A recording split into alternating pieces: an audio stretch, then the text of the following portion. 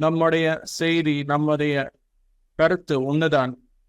எல்லோரும், இந்த உலகத்தில் இருக்கிற அனைத்து மக்களும் தியாகிகளாக மாறணும், சைவ உணவாளர்களாக மாறணும். இந்த உலகத்தில் இருக்கும் அனைத்து உயிரினங்களும் ஆனந்தமாக வாழ்க்கையை வாழணும்.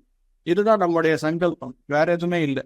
நம்முடைய வீடு கட்டணும், நம்முடைய நாடு கட்டணும், இந்த மாதிரி இல்லை. இந்த உலக நன்மை அப்படின்றது அதுதான். இதுக்கு மேலே உலக நன்மை செய்யறதுக்கு எதுவுமே இல்லை மாஸ்டர்ஸ்.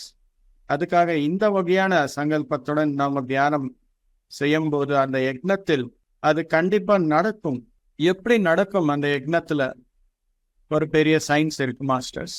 அந்த தியானத்துல யாரெல்லாம் உட்கார்ந்துருப்பாங்களோ அந்த யக்னத்துல ஒரே சங்கல்பத்துடன் ஒரே நேரத்தில் எல்லாரும் உட்காரும் போது ஆட்டோமேட்டிக்கா நிறைய தியானத்தின் மூலம் நிறைய ஆற்றல் என்பது வரப்படும். அந்த ஆற்றல் எல்லாமே இங்க தேவையான அளவுக்கு வந்ததுக்கு அப்புறம் அந்த ஆற்றலுடைய கதிர்கள், அது கதிர்களாக மாறி உலகம் முழுவதும் போகும். அந்த கதிர்கள் எல்லாமே என்ன செய்யும் அப்படின்னா, ஆஸ்ட்ரல்ல கிளீன் அப் பண்ணும், எத்தரிக்ல எனர்ஜைஸ் பண்ணும், பிசிக்கல்லா மேனிஃபெஸ்ட் ஆகும். எத்தனையோ நாடுகள்ல மழையே இருக்காது, எத்தனையோ நாடுகள்ல தேவையான அளவுக்கு உணவு இருக்காது. மற்ற இந்த மாதிரி சொல்லும் போது எத்தனையோ விஷயங்கள் எல்லாமே ஜாஸ்தியா இருக்கும், சில விஷயங்கள் கம்மியா இருக்கும். இந்த கதிர்கள், தியானத்தின் மூலம் வரும் இந்த கதிர்கள் எல்லாமே போய் அந்த சூழ்நிலை எதற்காக வந்திருக்கு அப்படின்னா, நிறைய தாட் ஃபார்ம்ஸ் எல்லாமே இருக்கும்.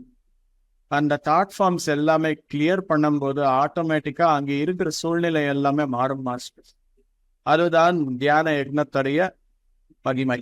அதற்காக நாம தியானம் பண்ணும்போது இந்த உலகம் முழுவதும் மாறும். அதுதான் தியானம் மூலம் இதம் ஜகத். என்ன வேணுமோ இந்த உலகத்திற்கு அது எல்லாமே கொடுக்கப்படும் யக்னத்தின் மூலம். அந்த வகையான யக்னம் தான் நாம் எல்லோரும் ஆகஸ்ட் 31 2024 அன்னைக்கு